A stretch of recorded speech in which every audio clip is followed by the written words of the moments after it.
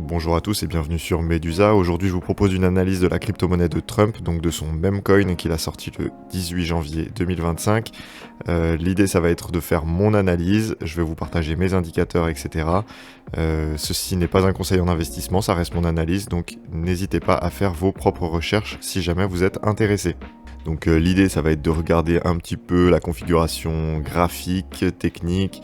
On va regarder pas mal d'indicateurs ensemble. On va regarder Ishimoku, on va regarder un petit peu les moyennes mobiles, les bandes de Bollinger, etc. Ça va vous donner un aperçu complet de cette crypto. Je vais vous donner mon avis dessus et je vous partagerai en fin de vidéo. Donc restez bien jusqu'à la fin, justement, un coin qui peut être intéressant à jouer.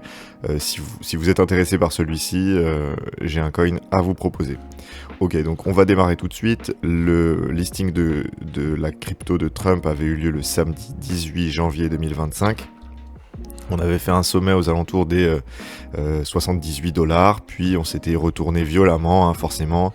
Après une si forte montée, on était venu corriger, on était venu faire plusieurs journées de baisse pour atteindre en gros une stagnation du prix au niveau des 15 $. Puis on a fait une petite remontée et on est venu baisser. Donc on avait fait une jolie consolidation hein, ici. Je vais vous l'afficher juste là sur ce rectangle-ci. On avait fait une belle consolidation qu'on est venu casser à la baisse hein, sur le mouvement baissier du Bitcoin du lundi 24 février 2025. Donc ensuite on a quand même pas mal consolidé, on est venu refaire une mèche là sur le retour sur les 78 500 $ du Bitcoin. Donc si je vous affiche ici le Bitcoin, vous allez le voir juste là, nouvelle échelle de prix, hop. Voilà, je vais le mettre en bougie. Et voilà, on va regarder un petit peu ce que ça donne.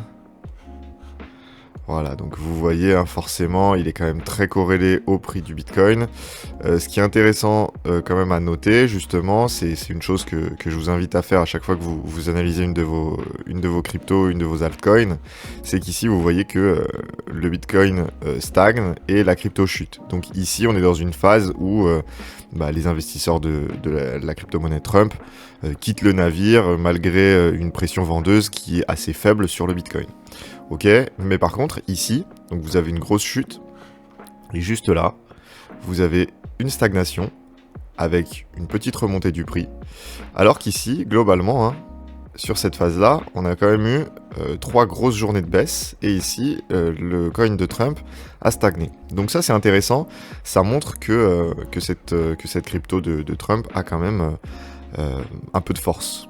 Et qu'on a des acheteurs qui se réveillent. Ça veut dire que ici, les acheteurs qui considèrent, qui achètent sur ces prix-là, entre globalement les 12,5 $ et les 13,5 $, considèrent que c'est un prix intéressant pour se positionner. Donc on va commencer l'analyse des moyennes mobiles. Donc ici au niveau des moyennes mobiles, vous voyez que ici j'affiche en orange l'EMA 13 en daily, donc la moyenne mobile exponentielle 13 en journalier, et ici vous avez juste au-dessus l'EMA 25 en daily. Donc c'est des cryptos c'est des indicateurs qu'on suit très souvent en crypto, tout simplement parce que c'est ceux qui sont les plus pertinents, notamment pour déterminer la tendance d'une crypto. Vous voyez que globalement, tant qu'on est en dessous, on est en tendance baissière et la probabilité la plus forte c'est de venir continuer cette tendance baissière.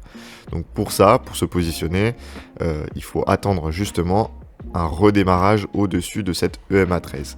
Donc si on passe en 4 heures, on doit être passé au-dessus, voilà c'est ça.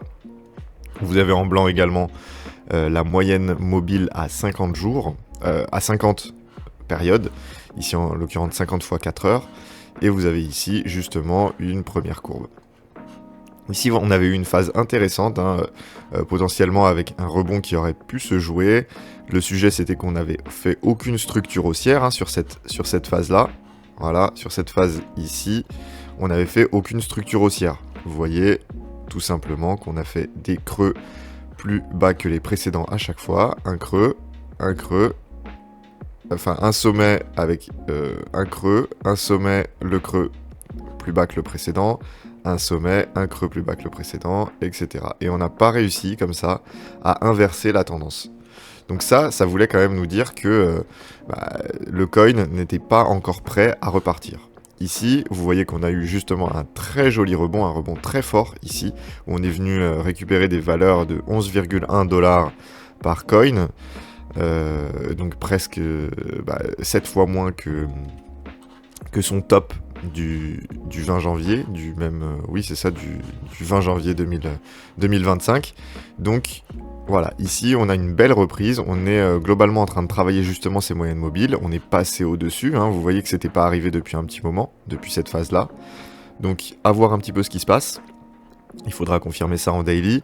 On va regarder nos résistances principales, et pour ça, ce que j'aime bien faire, c'est l'analyse du volume profile. Donc le volume profile, ça nous indique justement tous les ordres qui ont pu être exécutés sur la période, et ça identifie directement les résistances majeures.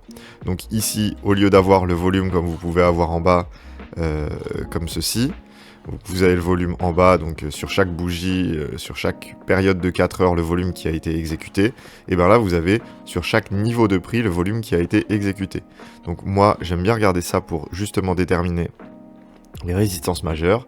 Vous voyez qu'ici, on a une grosse résistance qui s'est formée, hein, juste là, entre les 12 et les 13 $.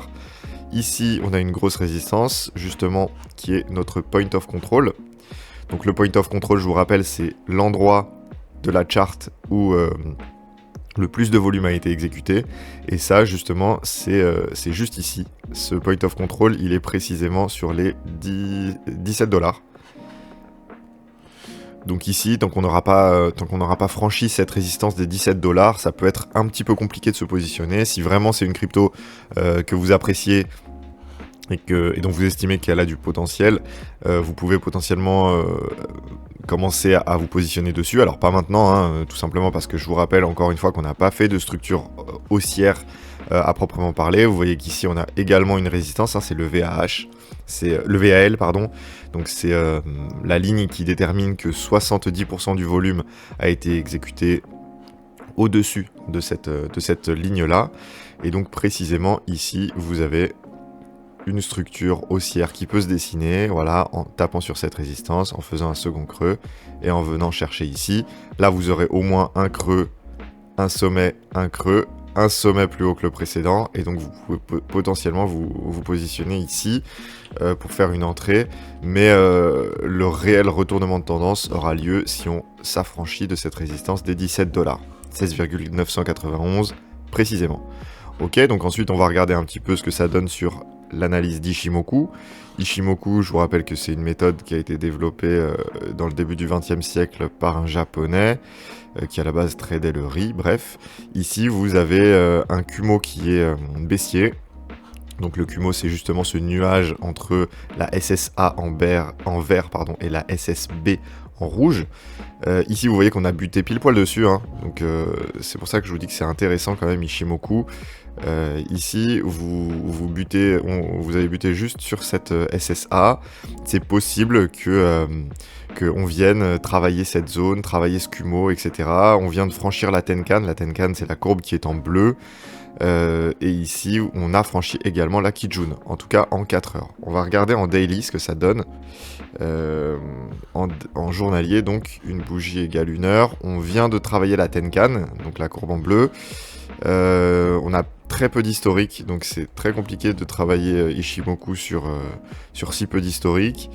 Mais voilà, ici on a la Kijun qui est plus haute à 18,8 $. Ici c'est moins pertinent, on a assez peu d'historique. Et pour Ishimoku, on a besoin d'historique. En 1 heure, justement, vous voyez qu'on s'est affranchi de toutes les résistances, que ce soit la Tenkan, la Kijun et la SSA-SSB, donc le Kumo, qui est en dessous. Donc pour résumer, ici, si on reprend la crypto de Trump jusqu'ici, vous voyez qu'on a globalement une configuration qui est très intéressante avec une belle période de range, une belle stagnation sur ces niveaux et une potentielle reprise juste au-dessus. Vous voyez également que les bandes de Bollinger s'étaient bien resserrées puis elles commencent de nouveau à diverger, donc ça veut dire que la zone de compression est un petit peu passée et on va voir un petit peu ce qui se passe, mais potentiellement il faut s'attendre à une reprise ici des niveaux des 16 $, surtout si le Bitcoin est favorable. Alors voilà, le meme coin de Trump, donc ça reste un meme coin. Si vous êtes intéressé par des coins de communauté et également des meme coins, je vous propose également la crypto-monnaie Popcat. Donc la crypto-monnaie Popcat qui, elle, est dans une configuration qui est très haussière. Alors justement, on est venu retracer ici tout un mouvement. Globalement, ici, si vous regardez, on est venu depuis le bottom retracer en dessous de cette fameuse zone de rechargement. Vous voyez qu'ici, on est sur les niveaux qu'on avait atteints ici précédemment. On a fait un joli retournement. On est en train de faire une superbe structure. Ici, donc des W dans des W, et surtout, donc là, on a un W comme ça. Ici, on a justement potentiellement un grand W ici qui est en train de se former. Donc, il va falloir surveiller ça. Hein, si on casse ces niveaux-là, notamment, ce sera très intéressant de se positionner. Notamment que ici, justement, si on compare également à Bitcoin, ici, nouvelle échelle de prix, vous avez un Bitcoin qui a très largement chuté pendant une longue période et le Popcat n'a pas réagi. Lui, il est resté très stable, très fort. Et ça, c'est justement le signe qu'il avait assez chuté et que les personnes qui en détenaient étaient décidées à le garder, à le conserver. Vous voyez qu'ici, sur cette grosse chute du Bitcoin, vous voyez qu'ici, eh ben, non seulement le Popcat a bien stagné au début, mais ensuite il a su être capable d'être en tendance haussière, alors que le Bitcoin lui-même était en tendance baissière. Ok, donc ça c'est un signe de grosse adoption. Le Popcat a été listé sur Coinbase, donc il aurait potentiellement un destin comme Shiba sur le précédent cycle qui serait possible, tout simplement parce que les investisseurs qui sont positionnés sur Coinbase ne vont pouvoir investir que sur les crypto-monnaies qui sont listées sur cette plateforme. Et donc à l'heure actuelle, à l'heure où on se parle, il n'y a que 280 cryptos qui sont listés sur Coinbase comparé aux 11 millions de cryptos qui sont existantes. Donc forcément, il va falloir, les investisseurs qui vont se positionner, les investisseurs mainstream quand ils vont arriver, ils vont certainement se positionner sur les grosses cryptos, les cryptos qui sont listés sur le plus d'exchanges. Popcat en fait partie, donc voilà, si Trump vous intéresse, Popcat vous intéressera sûrement. Et donc pour ceux qui souhaitent approfondir le sujet de l'analyse graphique, de l'analyse technique, qui souhaitent connaître les méthodes qui sont basées sur ces indicateurs justement pour investir dans la crypto-monnaie, on a créé une formation exclusive de plus de 7 heures de contenu vidéo. Donc si vous souhaitez en savoir plus, n'hésitez pas à cliquer sur le lien dans la description. Je vous remercie. Voilà, je vous remercie. Si cette vidéo... si vous avez apprécié cette vidéo, n'hésitez pas à vous abonner, à la liker pour ne pas rater mes prochaines analyses. Je vous remercie, au revoir.